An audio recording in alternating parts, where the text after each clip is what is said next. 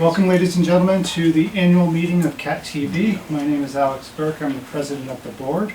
Our fellow board members are Tim Scoggins is our vice president, Robert Ebert is our treasurer, Willie Jones is our secretary, and our other two members are Marcia Noyes and Sarah Perrin. On behalf of the board, we would like to thank our wonderful staff here at CAT TV. Our executive director is Lisa Beyer. William Gardner is our operations manager. Mike Cutler is our production manager. Tony Connor is our digital media coordinator. Jim Byers is our production assistant. And Josh Boucher is our other production assistant. We've had a challenging couple of years over the last 2 years or so. And I'm proud to say that our wonderful staff has taken those challenges and presented them as an opportunity for growth and opportunity for our organization. So on behalf of the board, we would like to thank our staff. So I'll turn it over to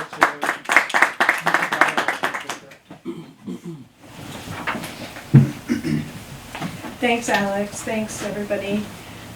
So we wanted to just go over the annual report for you.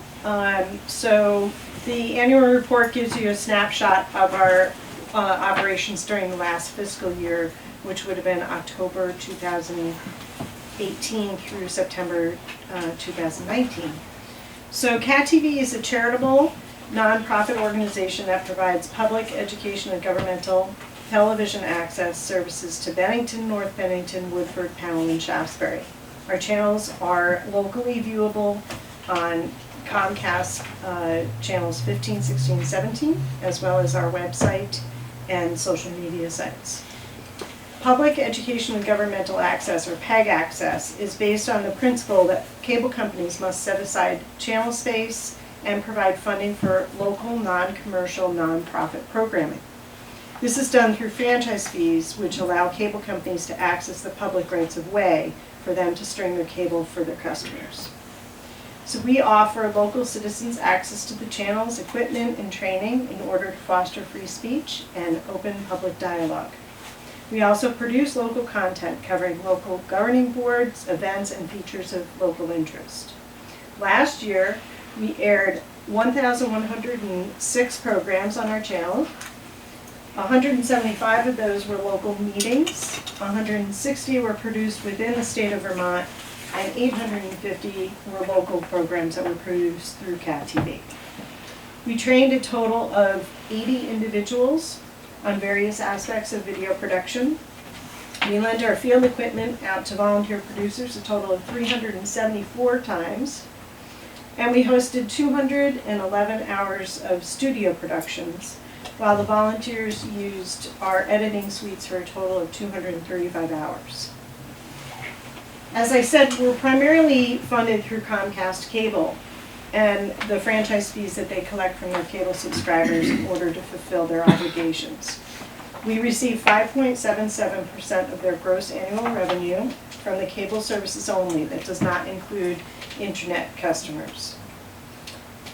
Last year, our revenues totaled about $353,000, while our expenses were just over $420,000, and our total assets were nearly $541,000.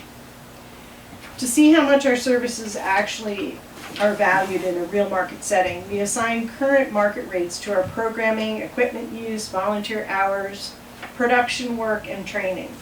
That number totals more than $3 million, showing just how valuable CAT TV is to the community.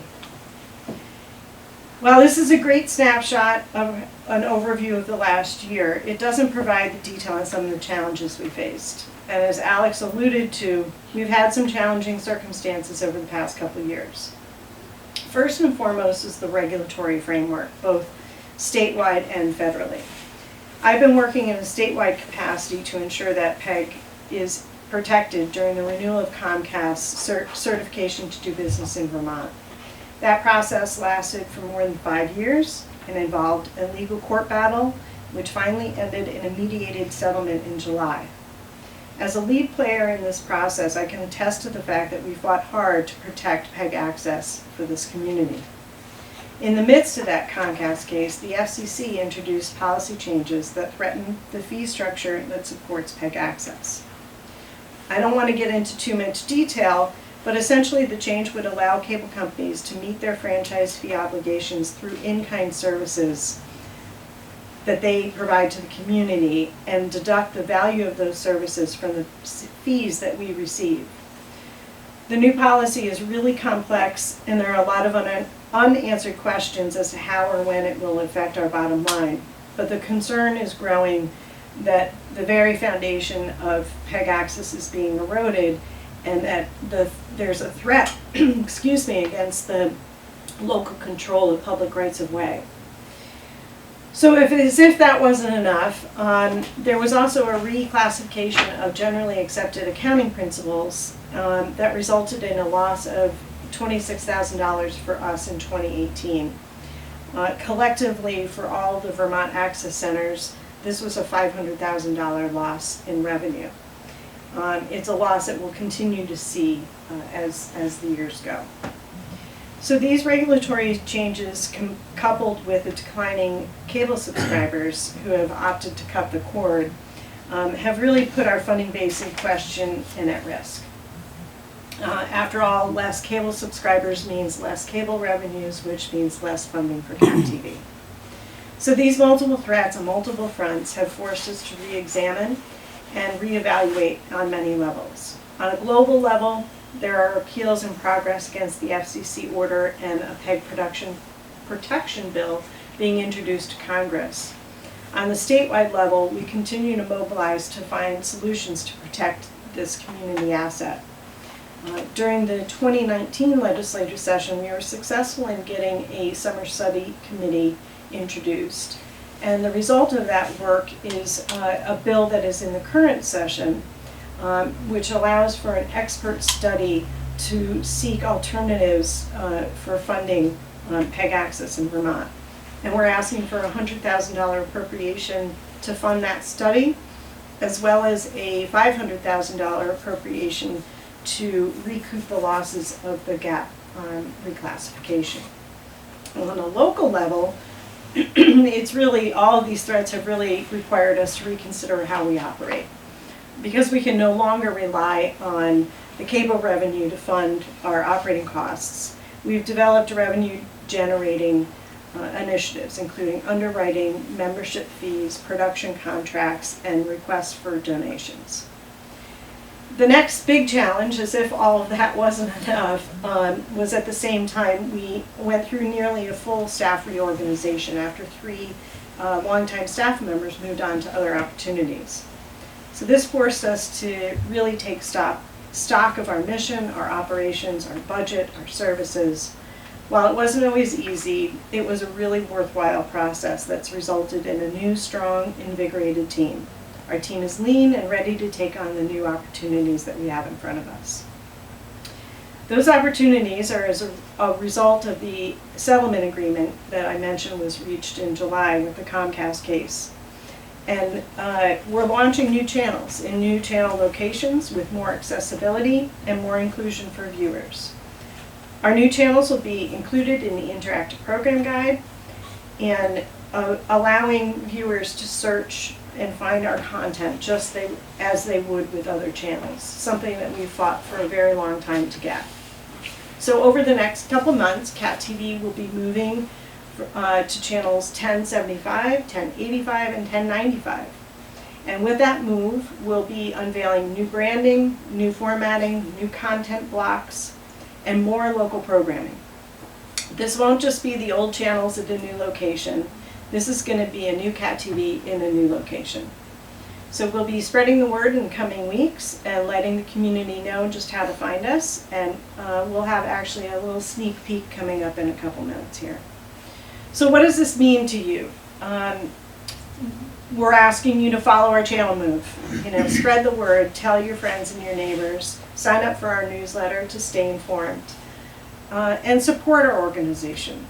Because we can no longer rely on the funding, as I said, that we've relied on for decades, it's critical for us to find alternatives. And we need to do that so that we can continue to provide the services that everybody relies on. And that means we're going to need support from community members and from businesses. So if you aren't already a member, please consider supporting us for a $25 annual membership fee. You can sign up on our website, or we have forms here. If you're inclined to make a donation, please remember that we're a 501c3 charitable organization, so your donations are tax deductible. And if you're a local business, consider becoming an underwriter. We can tailor a marketing plan to you and your business. So with that, I'm going to hand it over to what we do best, which is video, and we'll take a look at what Cat TV means to the community.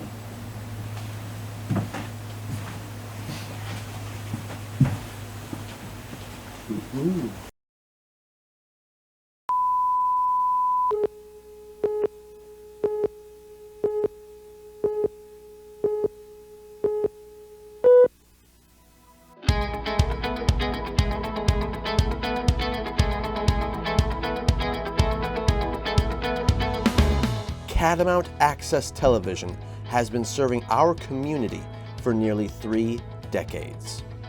From community-based projects to local meetings, we cover the pulse of the community.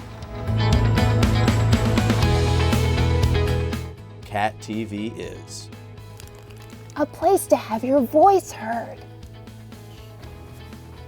Free speech. Opening the door to local government. A place to learn new technology. A way to stay informed. Open to new ideas. Community. Unbiased. Local. engaging. Award-winning. Storytelling. Television made by you. As we enter a new decade, Cat TV will continue to meet the community's needs, and we are excited about our future. From underwriting to production services, we offer quality video content for all. Cat TV will be moving to new channels: 1075 Public, 1085 Government, and 1095 Arts and Education. And we are now included in the Interactive Program Guide, a new video-on-demand system to watch content 24/7, 365, and more to make the experience of watching Cat TV even better. Stay connected with us. Sign up for our newsletter. Become a member. Donate to support our mission. Cat TV, your source for everything local.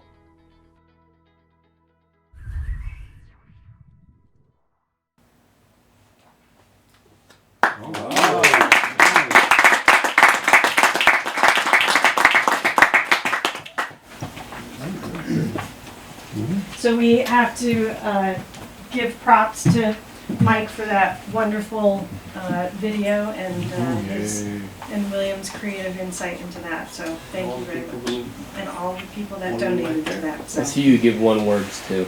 Yep. That's all we could handle. One word. We appreciate your support. We appreciate you being here, and we hope at home that you're watching and that you'll continue to support our organization. Thank you.